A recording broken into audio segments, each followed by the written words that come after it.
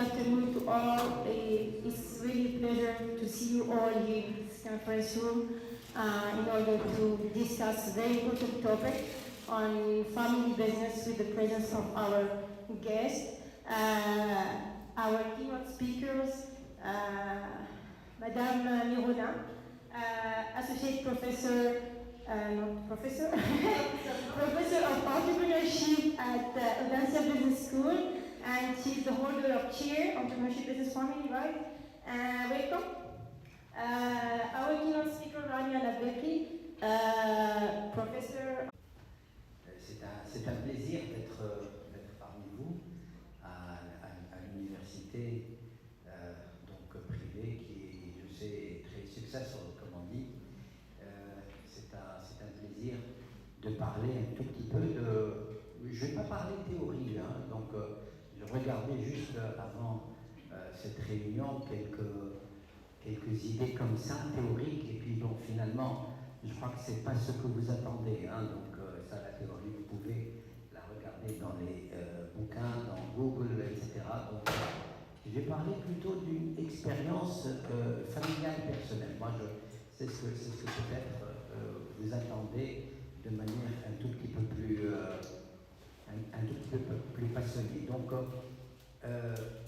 puisqu'on est là et on parle, donc là c'est vraiment ma casquette en tant que successeur donc, dans un groupe qui a été fondé par mon père dans les années 50 et nous sommes 3 frères et 3 sœurs, donc les sœurs, donc chacune d'elles, donc l'une est médecin, l'autre est biologiste, etc. Donc elles n'ont pas choisi de rester dans le groupe et ça c'est quelque chose qui est quand même important.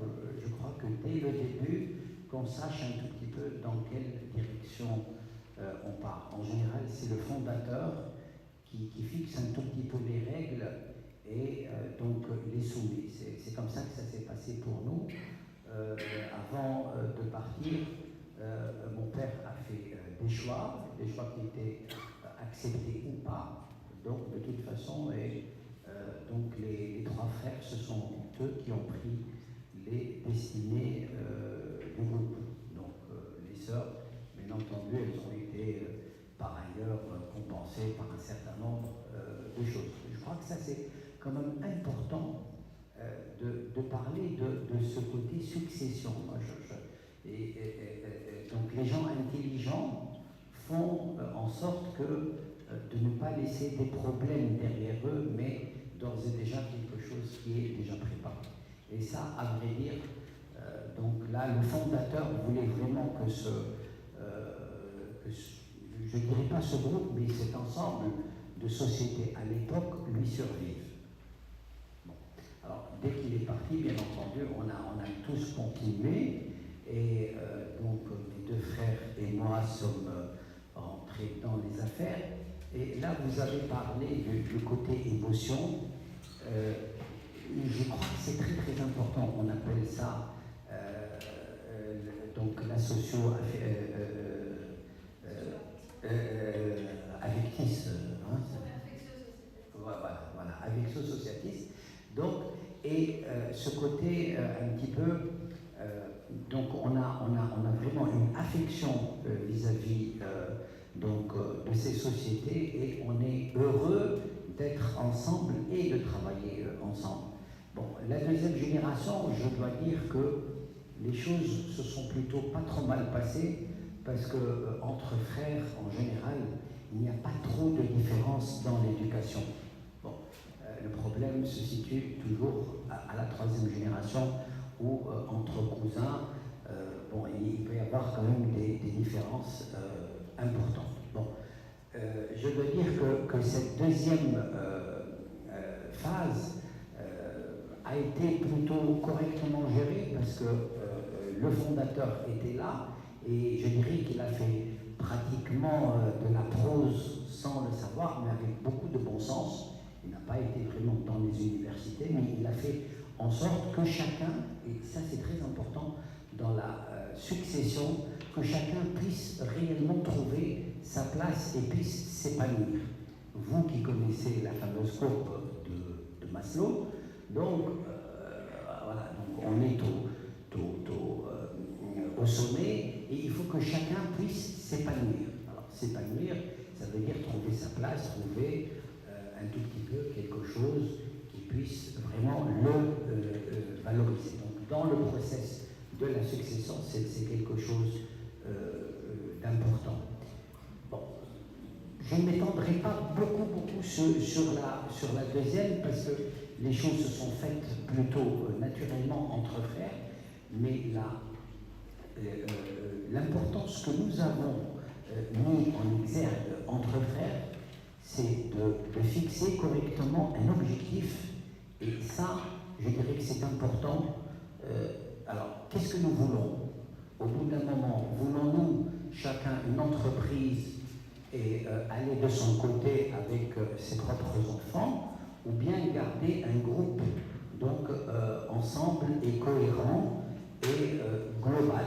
Bon, ça n'a pas été très difficile pour nous, ça a été la deuxième solution qui a été choisie, mais je crois que là, à ce niveau-là, c'est important que tout le monde sache un petit peu où est-ce qu'il doit aller, et il doit prendre les décisions en connaissance de cause, et de tout ça, bien entendu, a des conséquences importantes en matière et de gouvernance, de structure juridique, etc., puisque derrière, il y a eu quand même la constitution de sociétés holding qui, elle, porte la totalité, quasiment la quasi-totalité de tout le groupe, et que les personnes physiques ne rentrent que dans la holding réellement de manière à ce que ce groupe-là ne puisse pas se déliter, et que par la volonté, par la suite de quelqu'un de vouloir vendre un morceau de ce groupe, met en danger un tout petit peu tout le monde. Bon, voilà. Donc ça, c'est quand même des décisions qui doivent être prises et des directions tenues. Alors, par la suite, aujourd'hui, nous sommes à notre troisième génération, c'est-à-dire nos enfants. Et aujourd'hui, là aussi, c'était important de réunir ces enfants, même s'ils n'ont pas le même âge.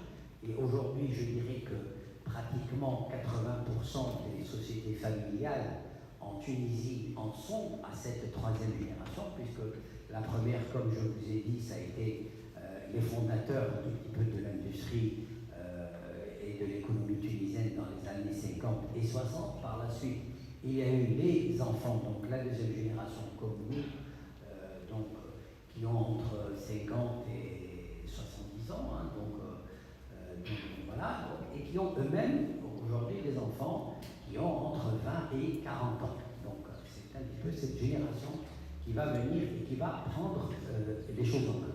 Et je dois dire que là, ça ne s'apprend pas comme ça. Donc c'est quelque chose là aussi qui est initié dès le plus jeune âge pour pouvoir donc initier ces enfants donc, qui vont être de futurs managers et de futurs chefs d'entreprise à aimer ce métier. On peut très bien trouver hein, dans une société ou dans un groupe ou dans une famille des gens qui ne veulent pas continuer. Et il ne faut surtout pas les forcer à le faire. Néanmoins, il y a une organisation qui doit se faire, et elle est beaucoup plus compliquée à faire, donc avec beaucoup plus de personnes. Donc, dans notre cas, nous sommes 3 frères, mais il y a quand même 7 cousins. D'accord? Bon, il se trouve que ce sont 7 cousins, c'est comme ça. Donc, et ces cousins, ça va de quasiment 25-26 ans jusqu'à 35-38 ans. Donc, l'écart n'est pas très élevé, n'est pas très grand, mais tout de même, il y a quand même des gens qui travaillent, des gens qui sont en train encore d'être à l'université, etc. Donc, il faut quand même préparer toute cette génération à venir prendre les choses en main. Et je dois dire que ceci nous a quand même beaucoup interpellés, nous qui voulons ou qui voulions garder quand même ce groupe unifié avec toutes les sociétés donc ensemble, avec toute cette cohérence, parce que, comme vous le savez sûrement, un groupe, ce n'est pas un groupe de sociétés les unes à côté des autres, mais très souvent qui s'entremêlent, où il y a des participations croisées, et c'est même pas les participations qui sont importantes, ce sont les entreprises qui ont des interactions économiques entre elles. Donc enlever l'une du reste peut avoir des conséquences des fois tout à fait tragiques sur le reste des activités. Donc là, ce que nous avons fait, c'est quand même, ça a été un exercice assez unique, je dois dire, et nous avons réuni les cousins, et ce qui nous a vraiment aidé, parce qu'il est quand même difficile de son vivant, avec des cousins, de parler déjà de succession. Je ne sais pas si vous voyez ce que je veux dire, mais le côté émotionnel, le côté pudeur, le côté... Il y a tout ce côté, on passe donc de relations familiales à des relations professionnelles. Et ça, c'est un exercice quand même qui est absolument périlleux et qu'il faut absolument préparer de manière assez délicate pour que ça ne dérape pas, pour que ça n'aille pas dans tous les sens. Bien, ça c'est la première chose. Donc, ce qui peut vraiment aider à cela, et là je recommande à tous les groupes qui sont dans cette situation, peut-être d'amener des spécialistes de l'étranger ou de l'extérieur, en tout cas, extérieur à la famille. Ce n'est pas que nous ne soyons pas compétents à pouvoir le faire, mais il est beaucoup plus facile de quelqu'un de l'extérieur qui n'a pas forcément cette proximité familiale avec tous les membres du groupe pour faire certaines choses que nous, en tant que donc membres de la famille, nous n'arriverons pas à faire de manière aussi efficace. Et ça a été la chance a fait que nous soyons liés un tout petit peu au groupe Auchan, à travers Magasin Général, et le groupe Auchan est quand même très connu en matière de gouvernance. Donc c'est un groupe qui est à sa 6e génération, sauf erreur, et qui ont des pratiques de gouvernance absolument extraordinaires. Donc ils ont le conseil, donc la société des actionnaires, donc ils ont une association, voilà, des actionnaires. Alors ils ont vraiment des règles entre eux. Alors ils sont, sauf erreur, plus de 600. Alors gérer quand même 600 actionnaires, alors chacun qui a un tout petit bout d'un groupe qui, même s'il est énorme, pose beaucoup de problèmes, parce que eux-mêmes, là aussi, chacun est actionnaire et on comprend bien que tous n'ont pas les mêmes objectifs. Certains ont des objectifs de travail, de continuer à travailler, de développer, etc. D'autres n'ont pas cet objectif et aimeraient beaucoup plus avoir des dividendes, des liquidités pour pouvoir vivre selon un petit peu le statut qui leur est donné. Donc, je dirais quel point commun entre deux de ces actionnaires. Donc, tout le problème est également de réussir et de continuer cette cohésion entre actionnaires, même s'ils n'ont pas forcément au départ les mêmes objectifs. Donc, j'espère que je ne suis pas trop long. Voilà. Bon, je vais peut-être arrêter. Bon, je vais peut-être arrêter juste pour vous dire que donc cette 3e génération arrive et que actuellement nous sommes en train de rédiger une charte donc d'actionnaires qui nous permet réellement d'établir des règles de gouvernance et qui fait en sorte que nous ne mélangions pas le conseil d'administration avec le conseil de famille, qui sont des choses totalement différentes et qu'il faut absolument maintenir les deux pour la pérennité du groupe. Voilà. Merci, Monsieur Baillet, pour votre excellente intervention. Alors, je vais essayer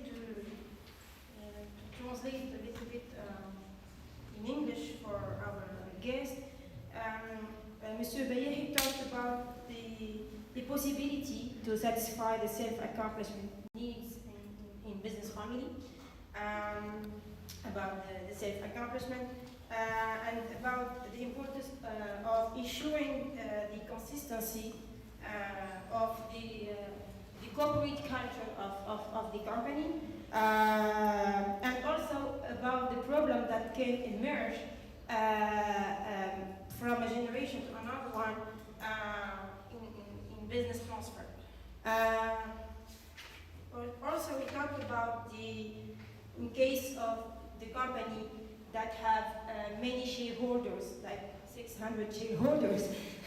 So how we can, if they have, they don't share the same, they don't have the same goal, they don't have the same objective.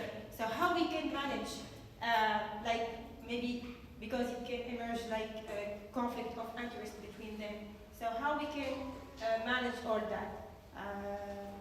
And of course he focused on the impact of the emotion on running the business family and the managerial decisions. I don't know, Monsieur Zuhir, if you want to add something about the relationship between predecessor and successor and about the process, pre, post. Yes, I don't know if it's working. Thank you for the intervention, and what you said is right and very important. I am part of this third generation because my grandfather started the business in the 60s. My father then developed the company, and I had the opportunity to join the business more than 10 years ago. I want to come back to emotions because it's very important, and during my experience I saw that the common mistake that are done in family businesses, and it happens also to us, is to bring family dynamics into the business, and it can happen in the beginning. And it's very important for the founder or for the general manager at that time to manage this and to put strict rules. For example, we don't talk business at all, and some decisions have to be taken during specific type of meetings, either the board or other stuff. So it's important to keep the family dynamics outside the company. For us, it was easier because my father has only one sister who is not part of the business, and we are two, my sister and myself. So it was probably easier to manage a bigger family with a lot of siblings, a lot of cousins. But you also have to manage other type of emotions in a family business. First, you have to, as let's say, a son or a daughter, you have to manage the aura of the founder, which is very strong in the company. So usually employees are very even emotionally linked to the founder. So it's very difficult for the son or the daughter, even other managers, to have a specific, let's say, room in that business, or to find a position within this strong aura. So it's something also that has to be managed. The general manager of the founder has to delegate, he has to give responsibility to others, to give them the opportunity to let's say, take a position. So yes, there are a lot of emotion, and it's very important to have a transparent communication about them within the family, inside the family, but also in the company in general. Regarding the relationship with the predecessor and the successor, yes, it has to be prepared. It has to be prepared, but it's also difficult because a plan needs to be made, but this plan can change. For the potential successors, they have to understand that it's not, let's say, a necessity, or it's not written some pagravé dans le marbre. It's not something defined that he succeed. He has to prove himself. He has to bring him added value. He has to be accepted by the rest of the company. So yes, a plan can be made, but this plan can change. So it's important to understand that. For myself, I have probably something a bit different because I joined the family business, but very early I understood that I needed to do something by myself, so to be more independent, to have more freedom to experiment, try something, to make mistakes, because when you start something, you will do mistakes. So my path was a bit different. I joined the family business, as I said, 10 years ago, and I decided to manage or to start with, let's say, the smallest part of the business, so the smallest of the activity that was representing probably 4 or 5% of the turnover. No one was taking care of it, and I said, okay, I want to focus on that, because I knew that with this opportunity I can experiment, I can do mistake, I can learn, and the stake is not that important. It's not impacting, let's say, the whole business. So this is something good.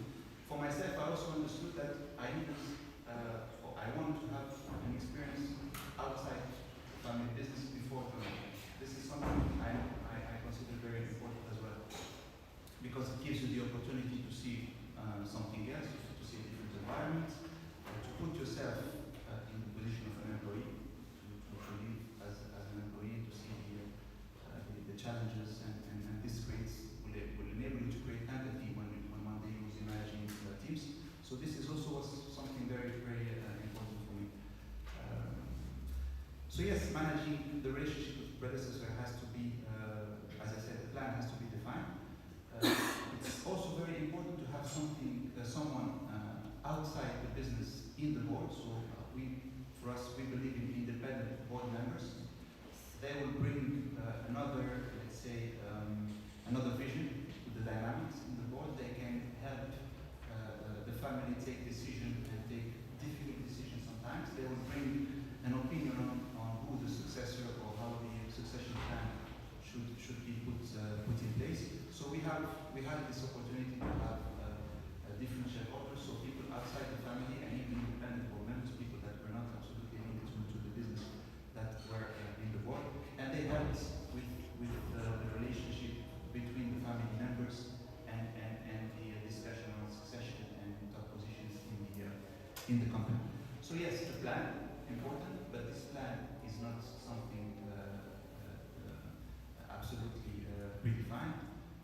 Independent people that will help bring another vision and help the family make decisions, and put strict rules in how the family dynamics should not interfere with the family business. So some points have to be discussed in specific forums, in specific boards, specific meetings, and when we come back at home, we don't talk about business. This is probably my opinion. Thank you, Monsieur Fabour. Madame Mirona, dear Professor Mirona, we really need to hear your point of view from academic and research perspective. So what do you think about all that?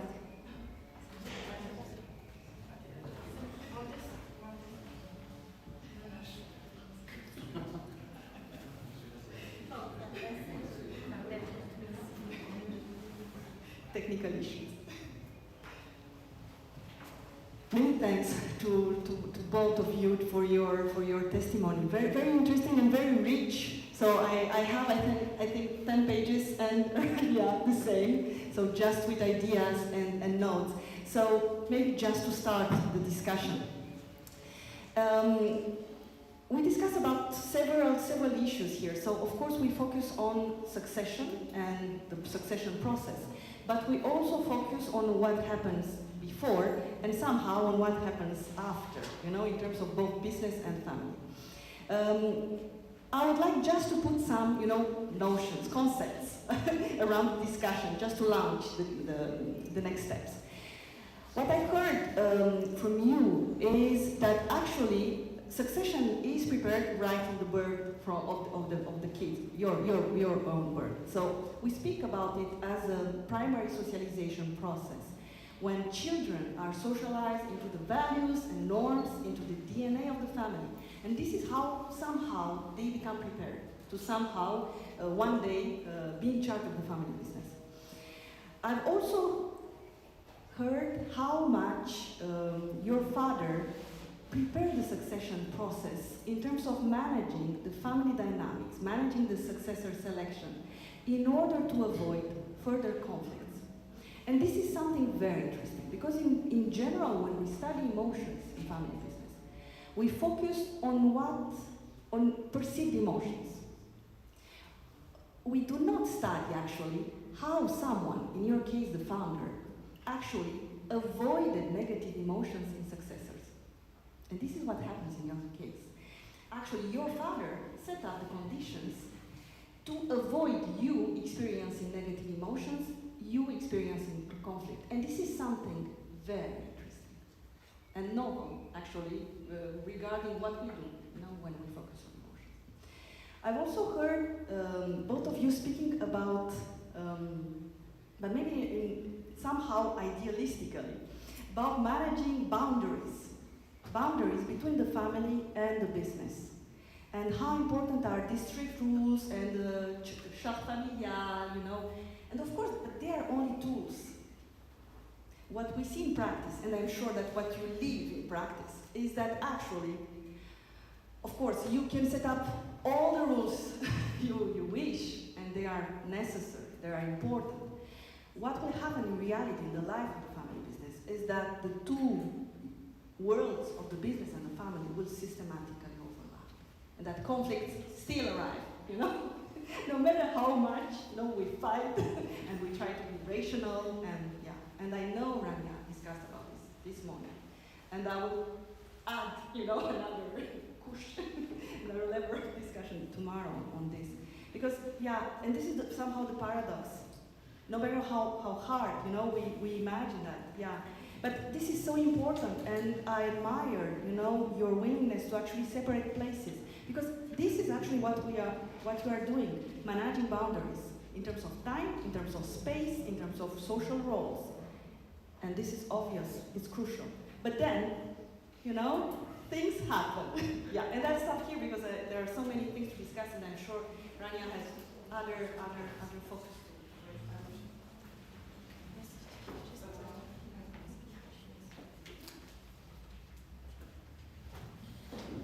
Well, building on Miruna's very relevant comments, I would like to highlight two things. First of all, I would like to emphasize something that we talked about this morning, which was about work and love, and how to work with love in the family business. And you mentioned, I'll put it first in French, that your father made it in a way that you will be happy, heureux d'être ensemble et de travailler ensemble. So it's like, again, how to feel emotions, to feel love for what you do. And then you talked about the young generation, that you want the young generation also early on, aimer ce métier, that the young generation start loving what you do. So I think this is very, very important. And it's amazing to see in your case that your father was kind of visionary, right? Trying to plan ahead. And we can see, if we look in the research, we have different archetypes, actually, of founder managers or family managers. We have those who will stick to the chair until the end, who would pretend that they will let go. They will never let go, or they will even make it so hard for the next generation to come in to just prove that they will need to stay. And then those who will pave the way, just like your father did.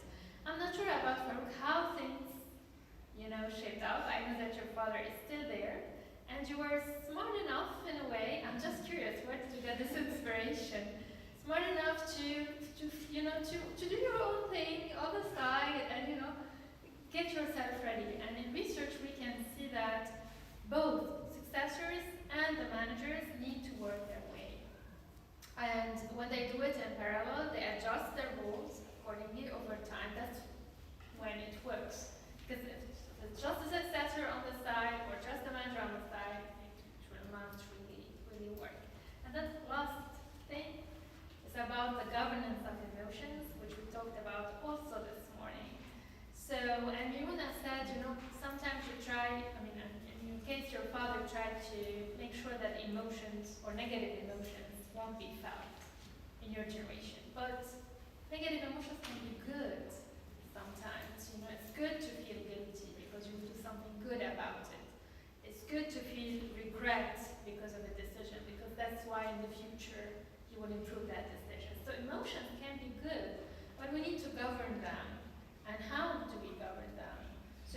mentioning the family charter. Yeah, that's one way to put it. You were mentioning the rules, which we call emotional norms, more academic jargon. Yes, we need to set the rules on how to deal with emotions. And emotions are good, so we can separate, but let's tolerate some part of emotions coming from the family to the business. That's why we can love the work we do and we prosper in the family business. And maybe a fourth thing before I forget. We talked about the cluster model in the morning, which means that sometimes you have the core business and over time the family business will diversify into other activities, but we need to have the coherence of the whole thing, and that's the case also. So let's think also that the emotional attachment to each business is not necessarily the same. So we need to discuss this as well and make sure everybody is aligned. So you have your own business. Do you feel that the other family members, for instance your father, is as attached to your business? And so how do you create coherence? So maybe there's something to share here about it. Thank you. Thank you very much, Rania. I'm impressed how you can keep away the family side from the business and how you can really avoid the overlap between the paradoxal two worlds, which is business and family. So can you just, maybe there are some techniques, or I don't know how, I don't know. So, techniques, I'm not sure if there are techniques, but we had some fights, especially when I started, because I was still, I think, considering myself as the son of my father rather than someone else when I joined the business. So we had some fights, and we discussed, and then we just found a way to separate not separate 100%, but to say, look, there is a different relationship. We can fight for a business subject or for a topic that is related to work, but this doesn't mean that we are fighting as a son and a father. So it's just transparent communication, sharing the feelings, sharing probably how you perceived or how you received the message during a fight or just an argument around business. And this is how we find a way to separate. I don't think there are techniques or something very particular. It's just transparent and smooth communication. Actually, researchers identify different types of conflicts. So we have the relational conflicts, which are purely related to relationships, and what we call task or goals conflicts. So, and that's what you're doing here, actually. You're saying, okay, this conflict maybe relates to the business decision, or so let's solve it as is and not include the relations in it. So I think it's important for family members to clearly not mix up things, but say, okay, what kind of conflict is it? Hold on, let's think about it and solve it accordingly. And just one thing, I think what helped me a lot is having the opportunity to do your thing on the side, or to even study. For example, I did an MBA, so I had an opportunity to do something myself and to prove myself that I can learn, I can grow. It gave me self-confidence, and it helped in my relationship with the rest of the family. So it's also something very important. I would like just to have some reaction about what you said, Mr. Zuhair. It was absolutely the opposite for us, and from the day I was aware about the business, and I remember even at 15 years old, we spoke about business at the table. It was something on us. We sometimes my mother was upset about this, always business, and I can tell you that till now, okay, now we make things maybe better, but even with my sons, with my nephews,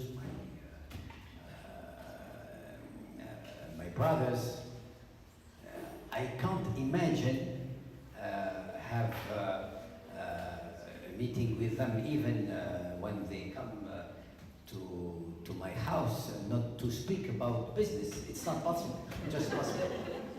It's something on us, and just to come back to what said Rania, and thank you very much of the concept. Actually, I said many things, and you made it as a concept of love.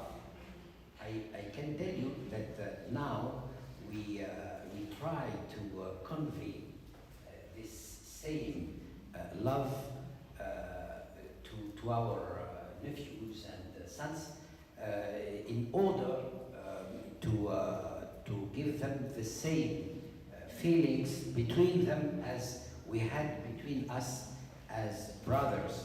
And we think that many problems could be resolved with love, even if we or someone made a mistake.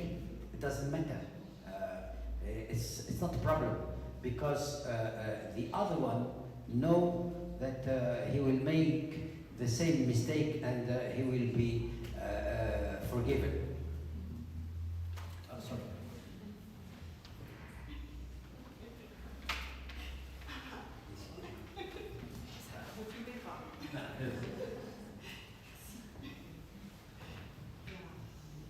Many thanks. I would like to react to both your speeches around emotions and conflicts. So what we see is actually two examples of managing emotions and managing potential conflicts in family business. So one, separating through boundary management the family sphere from the sphere of the business, trying to actually to avoid somehow a degeneration of task, process, conflicts into relational conflicts. Okay, this is your objective. While on the other side, we see an overlap, which is completely assumed, and which brings many positive outcomes, because this is of course about love, but love meaning attachment to the family business, attachment to the family, and identity building, because this is how family is built. Okay? And actually what I see from your example is that actually you can avoid negative emotions, more or less, by separating the two spheres. Yes, indeed.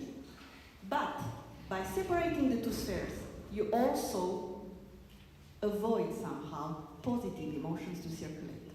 You see the paradox? Well, the next stage is a different stage, and it's a different area of research for us, is emotional management.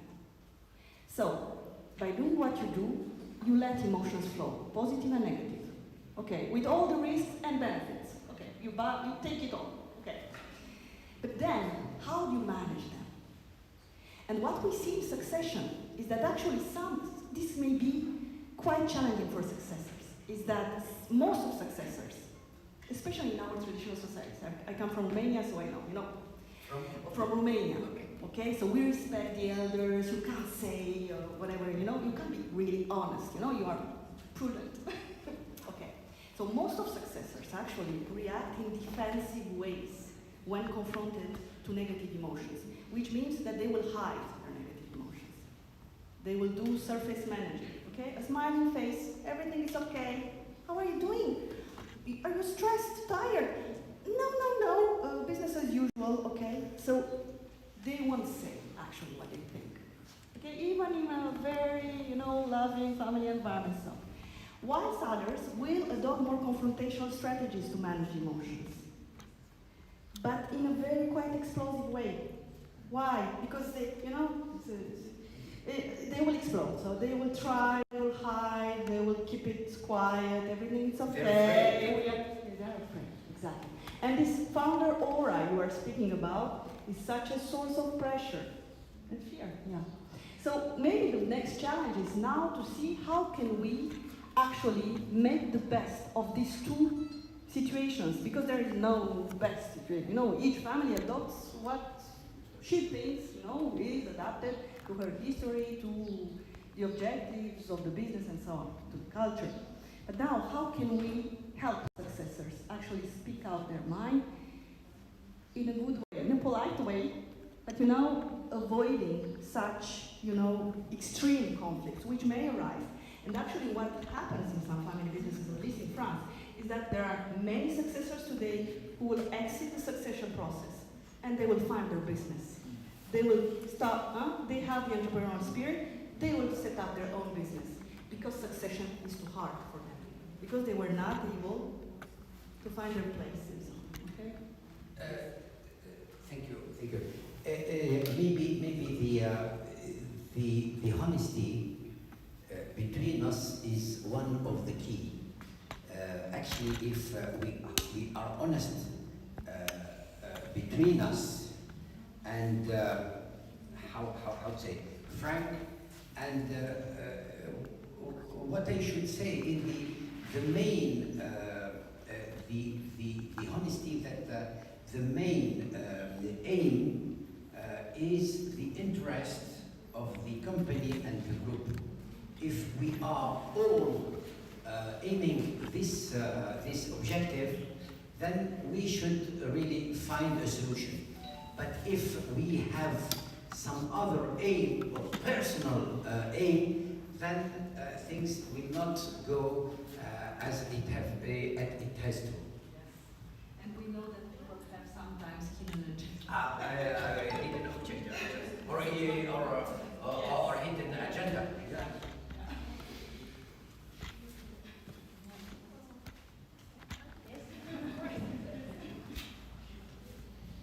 So I'd just like to go back a little bit regarding the Millier family that you mentioned earlier. This is a French large retail group, almost 1,000 shareholders actually, yeah.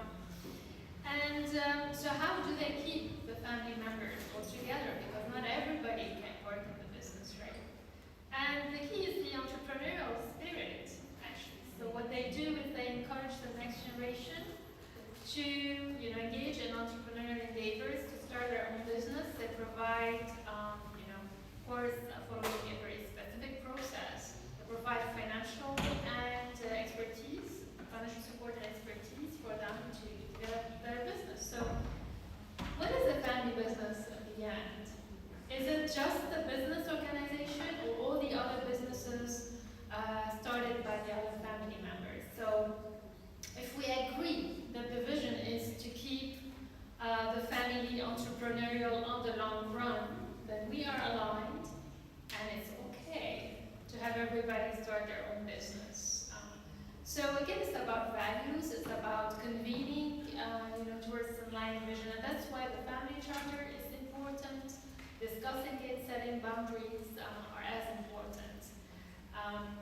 And again, illustrating with what we saw this morning. I talked this morning about different emotional archetypes of family businesses. So on a continuum of degree of emotional interaction, you have those who are completely disengaged emotionally, like the family and the business emotions don't flow from one to the other. Those who are enmeshed, which means everything is all together, and the balanced family businesses. So you're tending more towards the enmeshed, tending more towards the disengaged, but not totally disengaged still. So how to work it out to get closer to the balanced ones? And again, this morning we talked about context layers. We talked about the micro context of the family. So what are the emotional norms of the family itself? About the meso context. So we're looking into the business. What are the emotional norms of the organization? And the macro context. What are the societal and cultural emotional norms? And how do we use all these to govern our emotions? Thank you, Rania. Just two very, very practical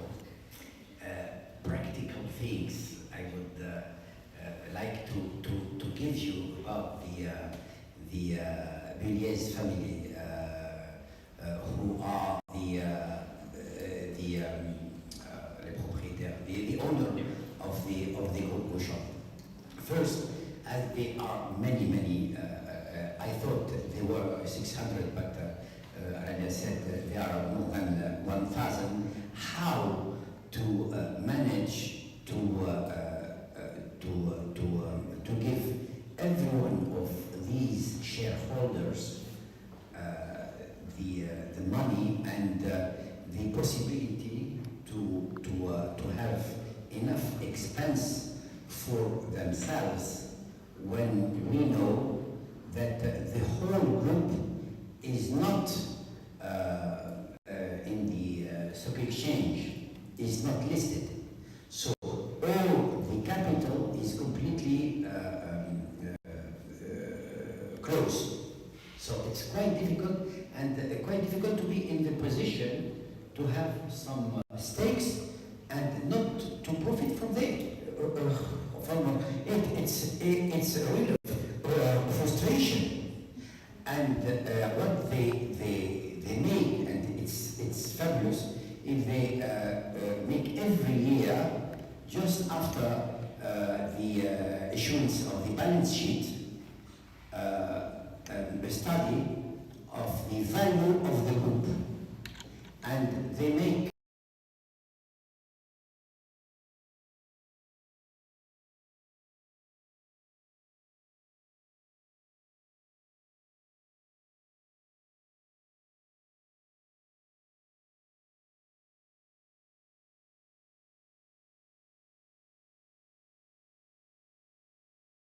they constitute a fund that that make the liquidity if someone would like to sell or someone would like to buy. In that way, everyone can really have once a year at minimum to have the liquidity first. The second, it's quite funny too, when they call it the third part rapportée, donc la caisse rapportée. What does it mean? When you have a girl that is married to someone who is outside, exterior of the family, they really are enough intelligent to encourage all these people to come to the group and really to profit from their expertise. But at the beginning, when they marry one of the girl and all these husbands at the beginning sign how to say a statement or an agreement in order that if they divorce, they will entirely sell all the stakes that can have in the meanwhile of the marriage. You know, these are very practical and things are which can happen. And what is extraordinary is they really thought about many things like this. That it's one of many things.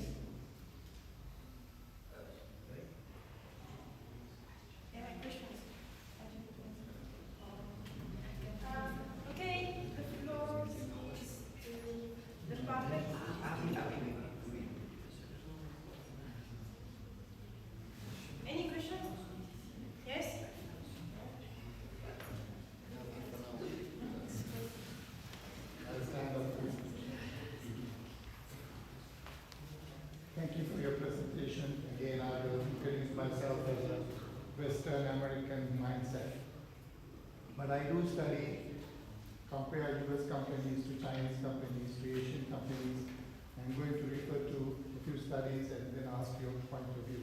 In the US, they say beyond the second generation, companies are not as profitable and as efficient as it was run by the first generation. Examples of case studies: Ford, the car company, Eli Lilly. So these companies, the board has a Ford member or a Lilly family member, but it is in the second generation, they don't control the company.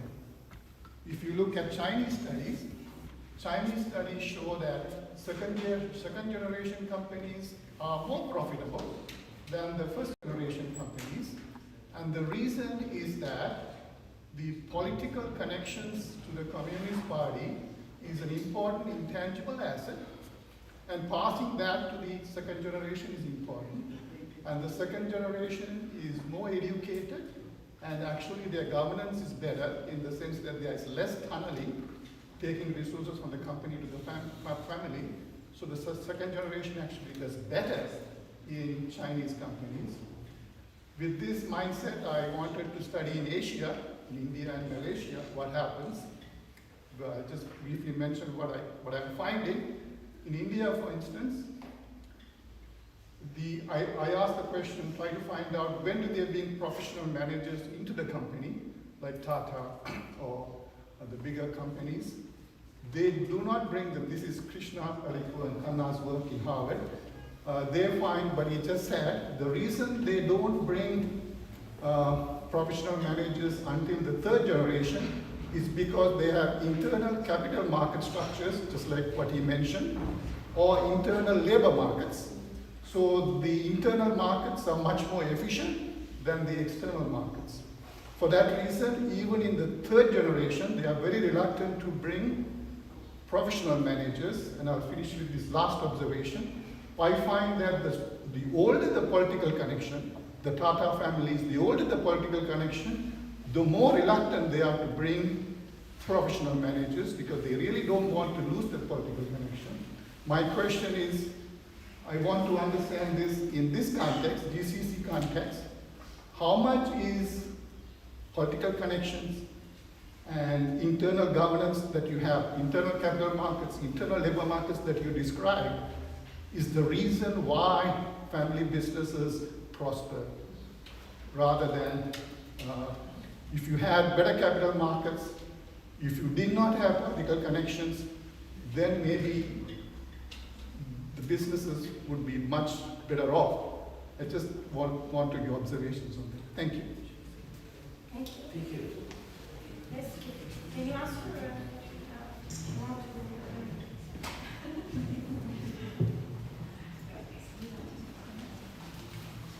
I see I'm selected by the negative. I will offer a thought.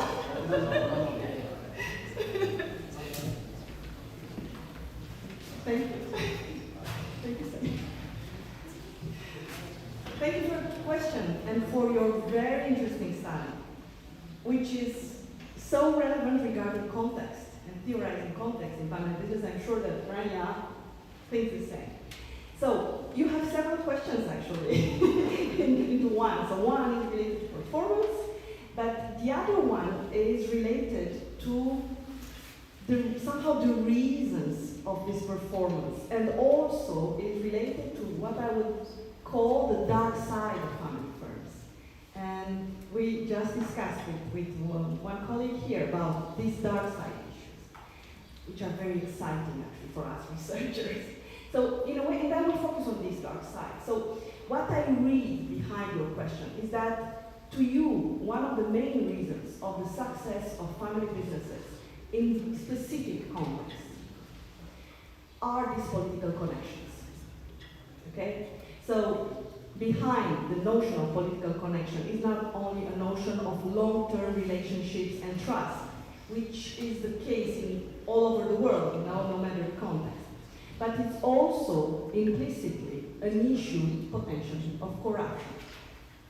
You do not say it in your question, but I wonder, what is the connection between country-level corruption, political connections, and family business performance or success? I don't have an answer, because this is a topic quite rarely studied. Yeah, please. So why don't you then, if you're running a family business centers, why don't you help family companies develop the internal markets like in India? At IIM, I told them, why don't you help them develop the internal markets? Whether it is the internal capital market, like our keynote speaker said, or the internal labor markets. Because in China, what they found is the second generation people actually funnel less money to the families. They actually have better governance. So if you're setting up a family business center, why don't you go in with that view? Let's help these companies develop internal markets and internal governance. That's my point. You're absolutely right. But there are two issues, which are different. They are complementary in a complementary way in terms of success. But actually we have on one side the external relations of the family business embodied in the person of the founder or the CEO, connected politically, and having long-term relationships at the political level with potentially corruption issues behind. And then there is what happens internally in the company in terms of governance, in terms of managing succession, in terms of introducing these tools, to manage talent, we may say. And which may help, of course, the company perform with its own, we may say, forces, without actually trying to leverage on these dark forces, which, however, may exist at the country level, because then we may wonder, we talk about emotional roles, but how about business in these business models? There are countries in which corruption is part of the culture. So if we do not use it, what happens, for example? But I stop here because we don't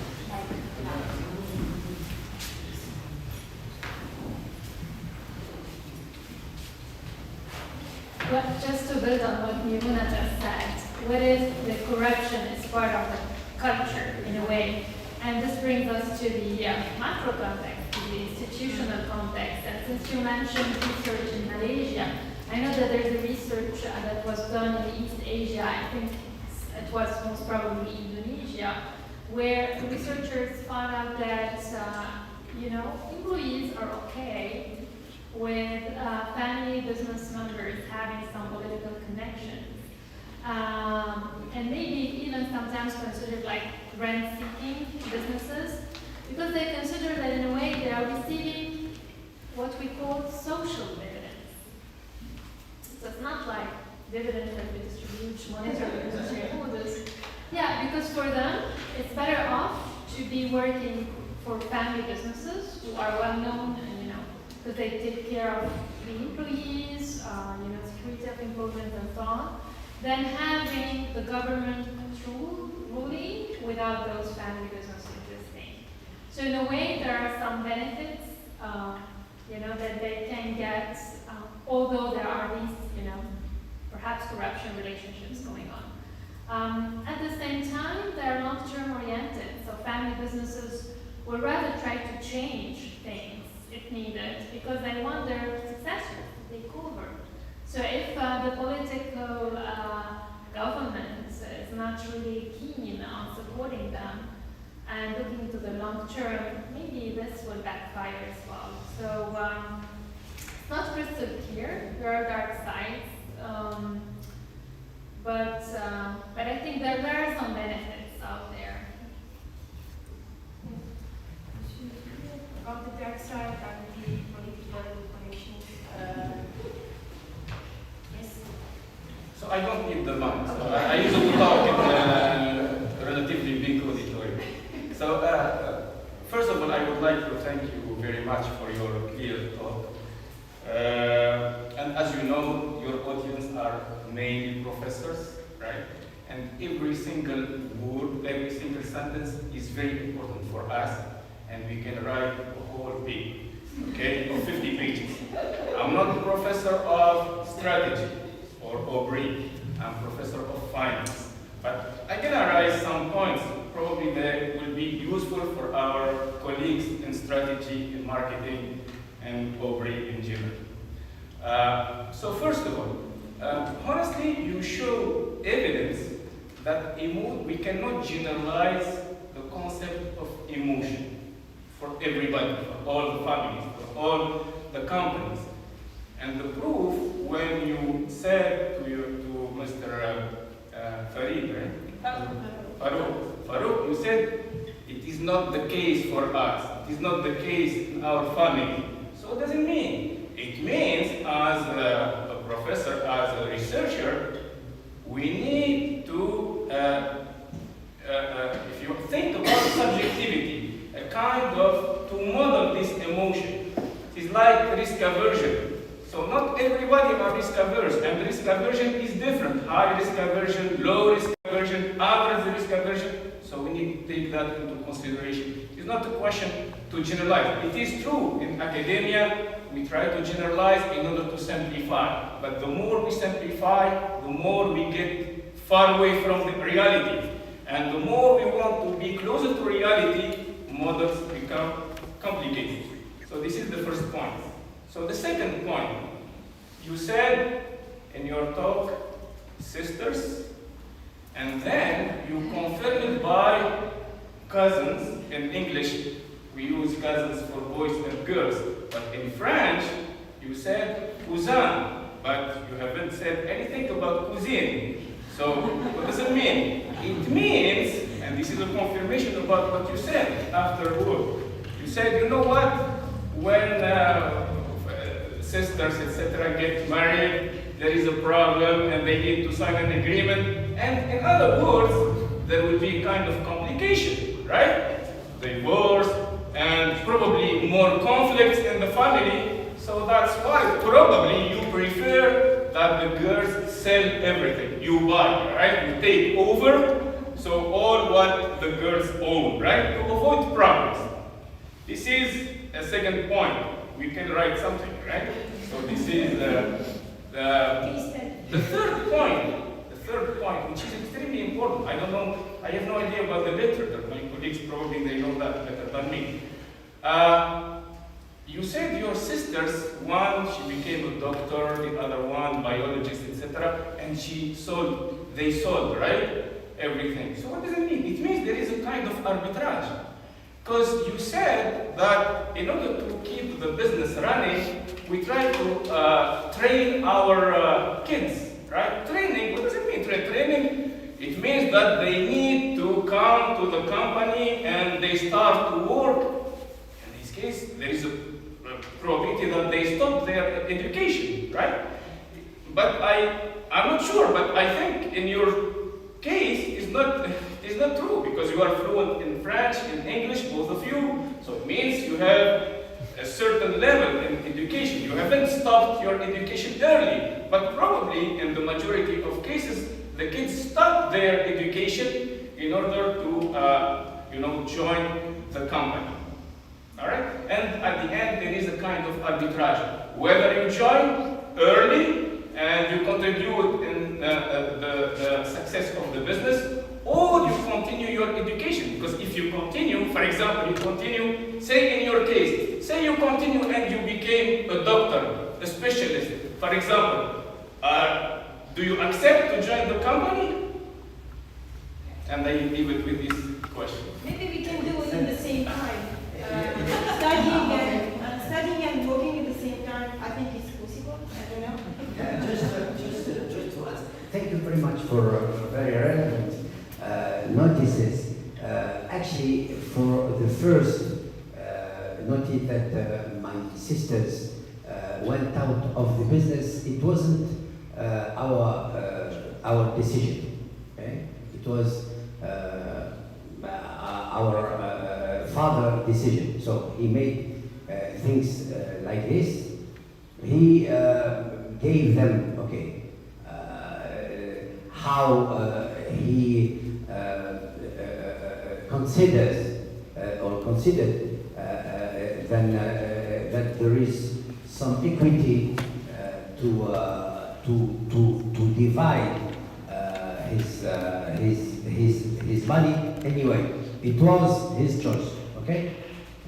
After that, about our cousins, our nephews, I can tell you that it's lucky or unlucky we have only boys.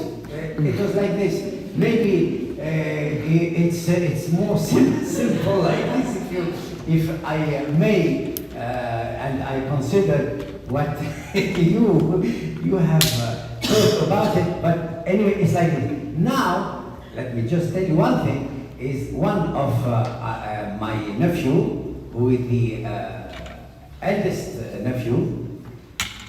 Now he has got 3 girls, only girls.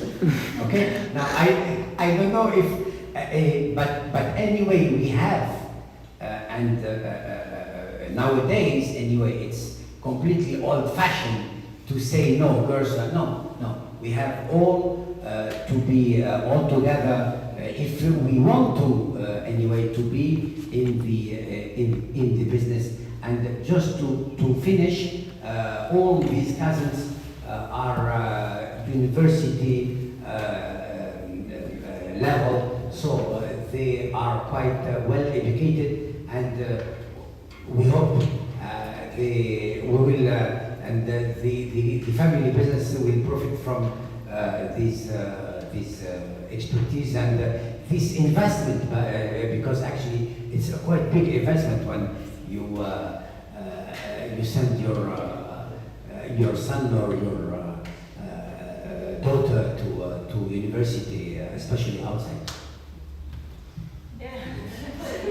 Yes, maybe. Yes, but it's a very valid point. So you have two elements in your question: things, boys, girls, and how things are managed. I think for my grandfather in the 80s or in the 90s, it was different. My aunt was let's say more artistic, and she never wanted to join the business, at least the operation. And I think for my grandfather it was okay like this, because she's a woman and he has a son, so the elder son will manage the business, and it's probably what happened. But at the same time, he probably gave her the opportunity, because she married someone abroad and she lived abroad, but he gave her an opportunity to remain on the board and to at least be linked somehow to the business. For me and my sister, it was very different. I felt the pressure when I was 18 to follow, let's say, the management or economics path in terms of academia. I felt that pressure and I followed that path, and I enjoyed it at that. At the beginning, it was more, let's say, pressure from the parents. My sister, she decided something else. She wanted to be a lawyer. But then, after she studied law and started working in some law firm, she decided to join the business. So even if you, at some point, you say, no, I probably will not join the business, you can change your mind. But then you have to prepare yourself as well, and she followed some courses, and she had to be trained to come back to join the business. So I think now it's changing. What I'm seeing is that the difference between men and women and boys and girls is not the same as 20 or 30 years ago. So there's probably more equality in terms of gender for that. Yes, I mean, we need to take into account gender considerations in addition to having independent directors on the boards, and we can see that research supports this, but still the path is very long for women. We have, the glass ceiling, we have the glass cliff, we have, many phenomena which makes it more difficult. So let's just keep this in mind. Another thing that I wanted to highlight is around other roles that family members can play. It's true that they can work in the business. If they don't have the expertise, they can take courses, as your sister has done. But they can be entrepreneurs, and they can be responsible shareholders or responsible owners. This is something that we are interested in increasingly in research. So what is a responsible owner? So even if you're not actively working in the family business, as an owner, you will be taking some decisions. You will have voting power, so you would need to make the right decisions. And for this, you need to understand what is the business about, where the business is going, to have similar values, to think long term. So let's also think about educating the next generation members who do not want to play an active role in the business, in being responsible owners. Just I want to ask you something, Mr. Bayehi, about how you behave with family members within the company. I mean, you consider them as simple employees when in the pre-phase succession. I mean, simple employees in the operating core, or like you give them, like, I don't know, like in the top, I don't know. So how you behave with your family members with the company in the pre-phase succession? It's look, first of all, to be coherent about what I said, internally, I have more emotion when I'm addressing or I'm speaking to one of my nephew, or myself, to be very honest. It's natural like this. Even if we have many boards in our group where I absolutely consider at the same level one of my nephew or one other director or what else. What is very important is the expertise, the competence of each one, and sometimes we or one of my brother ask really one of my nephews. Sometimes no, that is not relevant. What someone said is maybe more relevant, even if we are not, we make the form, let's say, but we act absolutely the same in order to still make the good motivation for everyone. It's very important. to the public, yeah, and then you want? No, it's okay. Okay. Once again, I wanted to welcome all of you to our university, and thank you for honoring us actually by your presence, all of you. So I have a few points to discuss with you, and one question. The first point is I'm seeing two different types or personality traits of both of you, okay? Even you're so modern, both of you, etc. One of you talked a lot of his own achievement. I did this. I was following the direction of my own path of entrepreneurship, etc. But also, I'm including my family business or my father business in my CV, okay? And the other type was talking about, he's so proud of all the heritage of his family, okay? We were back from 1950 and my father did this, etc. So how far, what are you doing or what are you offering to your business, to your family business, is important for your personality traits, for yourself? This is the first one, if you wanted to interact at the same time, of course. No, go ahead if you have another question. Yes. Actually, the second one, I would prefer to actually face a female role or entrepreneur, okay, in a family business with us. Maybe it could give us, I don't know, some other perception or some other, I don't know, orientation or something like that. However, in the same term of the role of woman, I wanted to figure out what is your mother role in your process, okay? Because you both talked about your father, right? But however, we know, like in the Arab worlds, especially in Tunisia here, the role of our mother is a key factor, right? And they kept to influence us, and they wanted to see us the better person that we could, of course, but sometimes they could be even tougher than our father. So I wanted to see how your mother, of course, if you could share with us, of course. I will give you the answer. Yes.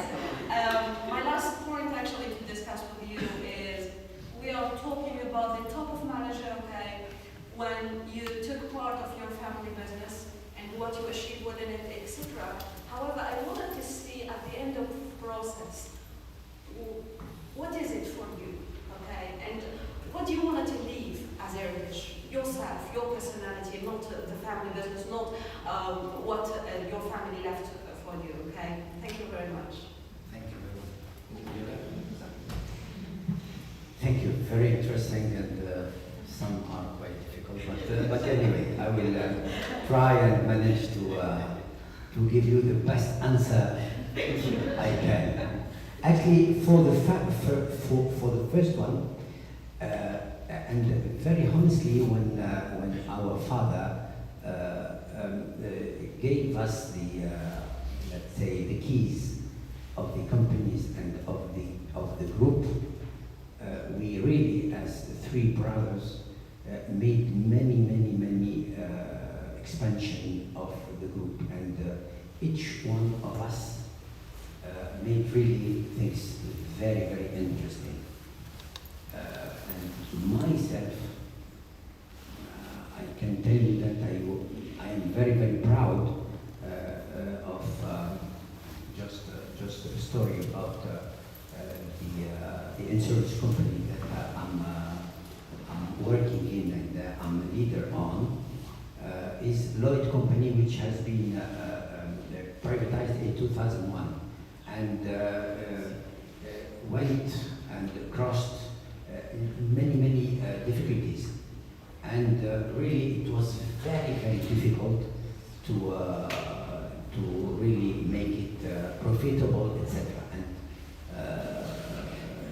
today it's one of the five first insurance company.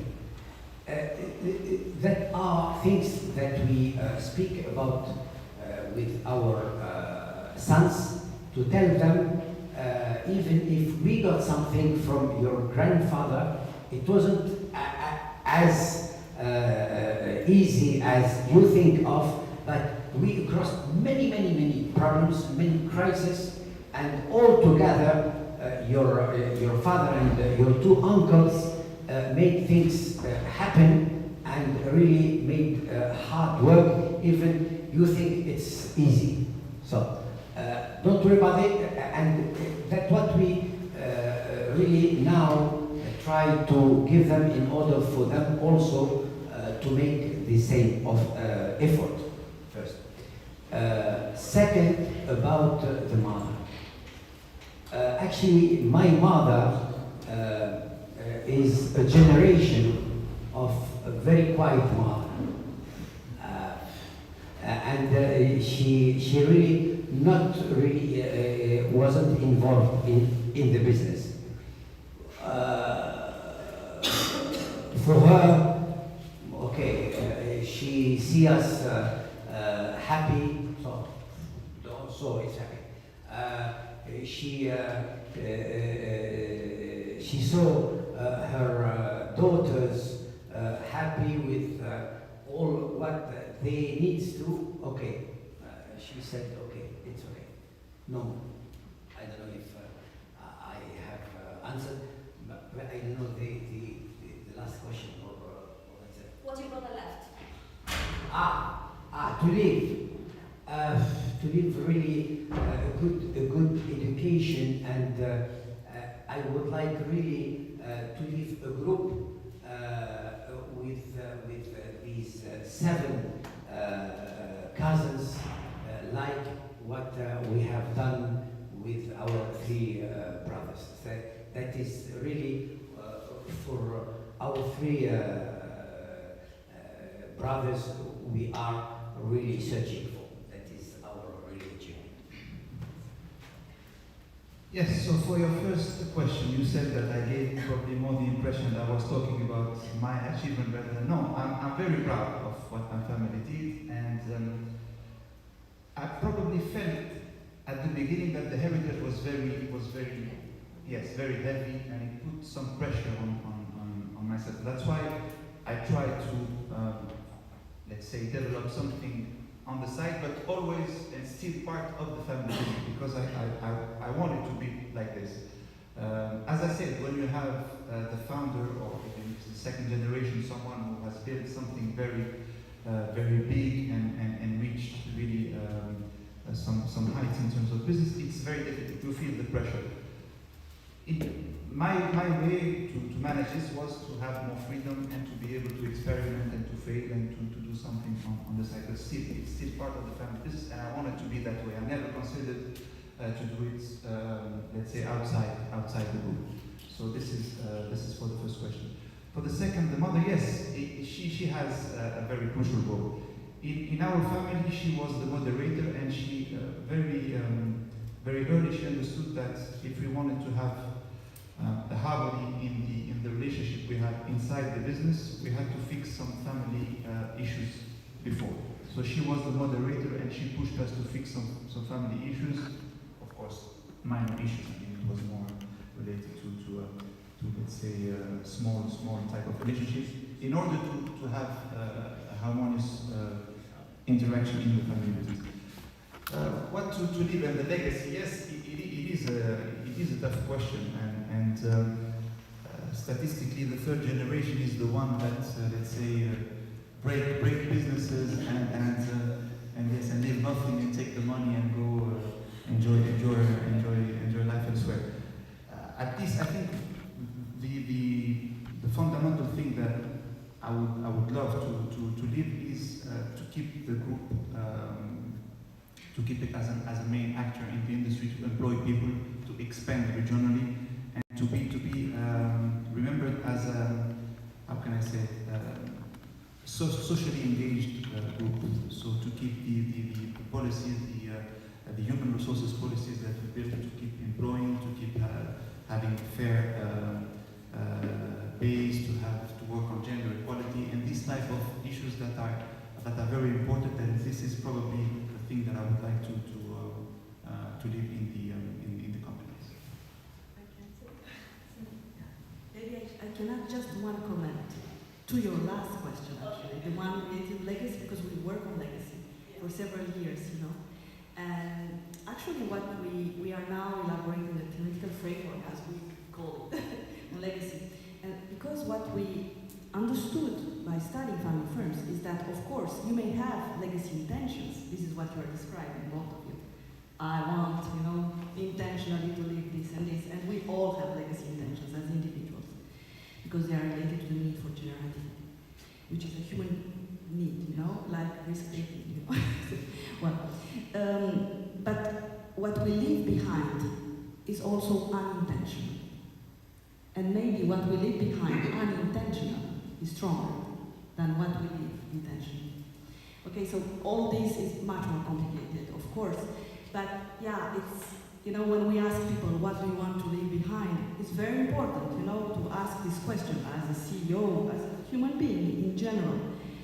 But then we should also be humble, be aware that our behavior, our attitudes actually let their impact on others in unintentional ways. Be humble, really, about it. Okay. Well, I don't know. Just one more question from my colleague Reda. No, it's okay. I will just start. Okay. So my question is for Mr. Zoib. I want to hear also Mr. Bayeha about this. So you talked at the beginning about, you said, I just took the smallest part of the firm, the company, and tried to develop it in order to have a growth. And it reminded me because I'm working on corporate entrepreneurship in family business. And my question, because I'm working with Family Business Foundation in Montreal, in Canada, and we are working about how we can have a corporate. My question is more about, do you consider yourself as a corporate entrepreneur, as an entrepreneur inside your company? If yes, because we are having many interviews with entrepreneurs inside family business, and they say that they have a kind of mentor inside the company. They talk about the trust. They talk about many factors, but trust and the mentor are the most important factors on this. So my question is, what's the importance of these factors for you, and do you consider yourself as a corporate entrepreneur? Yes. I have to say yes. For my lecture. Okay, so yes. No, probably yes. I don't know yes, I probably am an entrepreneur or an corporate entrepreneur, I don't know if it's relevant or not. When I decided to let's say focus on this part of the business, I was not doing it because I wanted to be an entrepreneur. I just wanted to have more freedom and to be able to experiment and fail and be off the radar. Because when you enter a big company and it's a family business, you have spot on you at the beginning, and everyone will see your first moves. And will you be part of any political game? Will you want to show your authority or how you behave with the father? I wanted to be off that radar, and I wanted to be focused on something that no one was looking at. And then it grew, and we developed that part of the business, and we created another segment in the group. So probably yes, and I enjoyed that. I enjoyed being able to create something new and to fail and to start something else, and I enjoyed that process. So probably yes, I would like to say yes. And the support and the trust. Mentor, yes. I had a mentor. It was actually someone that was in the board, but was not part of the business. It was part of an equity fund that was with us, and it played a crucial role for me. Yes, because it gave you the confidence, and he enabled me to probably trust myself more, and sometimes also he was, let's say, trying to moderate the potential and some of the conflicts that I had with my father during that time, and he helped in that sense, and he helped, let's say, build a stronger relationship with the rest of the family and with my father. And he encouraged me in the process of experimenting, trying, and to try to do something that would enable me to discover something else or to reach something else. Yes, mentoring is very important in myself. Without that, probably I would not have found the self-confidence to pursue that path. Yes. Okay, thank you. And I'd like to hear you about what kind of space do you put in your business family for innovation and entrepreneurship on this way? My question is quite the same, but for you, do you have a space in your family business for innovation? That means that, for example, your cousin or nephew can bring a new idea? Actually, at the beginning, my first objective is really to integrate the group successfully. Whatever I have to do, but I had to do it well.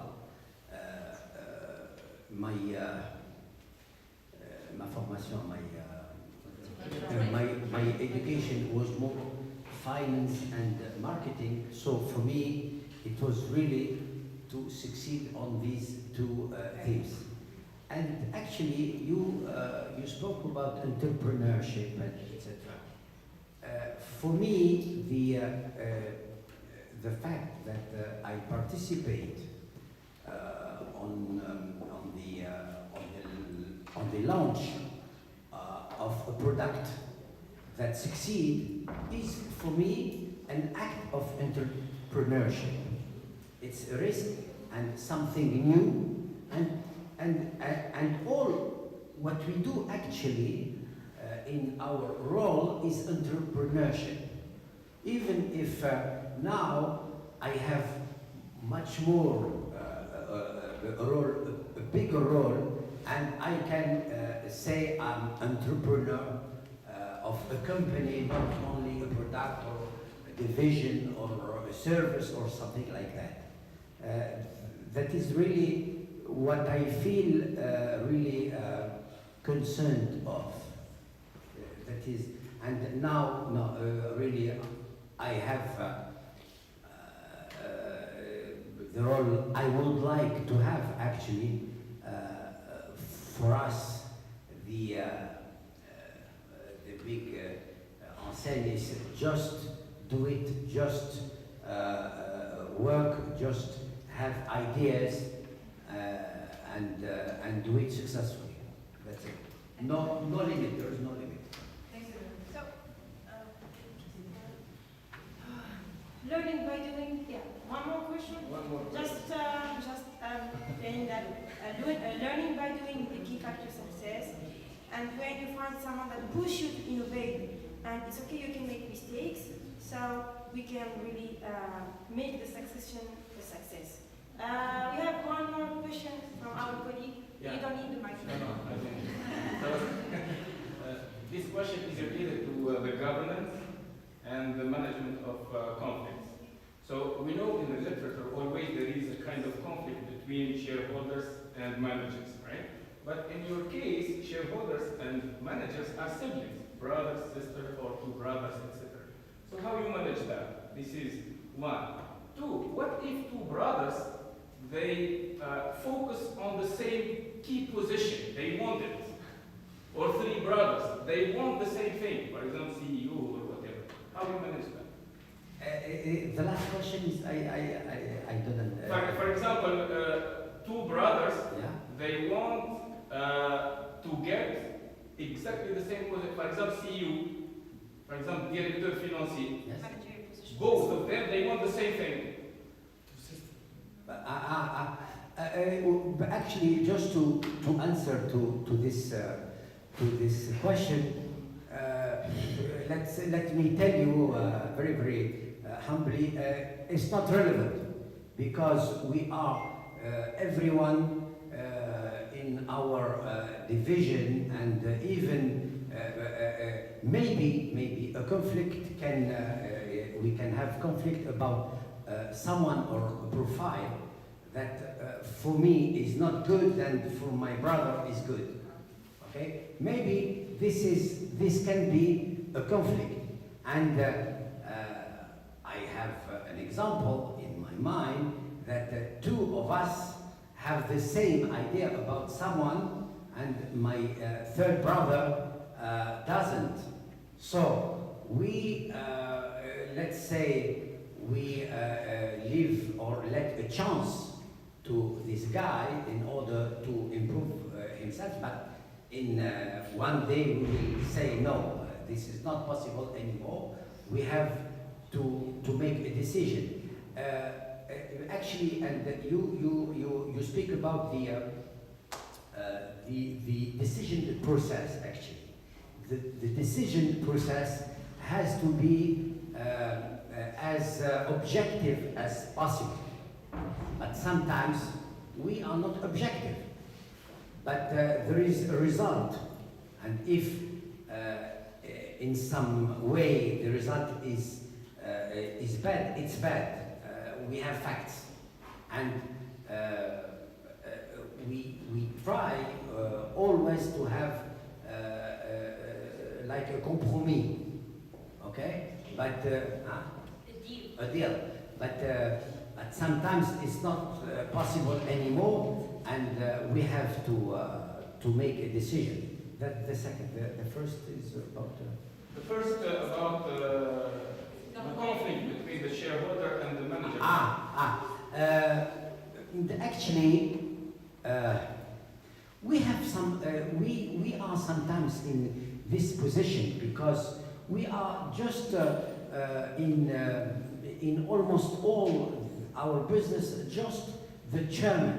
We are not CEO anymore, and we are trying not to be executive anymore, just to be really to have a role to supervise, and the operational role is not our role. That is somehow the answer of your first question. So what is relevant of what we are, let's say, directly in charge of, there is no really conflict. We can have some conflict with other division that is ruled or taken by another one, and we can criticize how is it made. But in many cases, there are companies where we are not even not chairman, not CEO, and there really we are very objective. Okay, that's not good. We have to do things as it has to. I think, yes,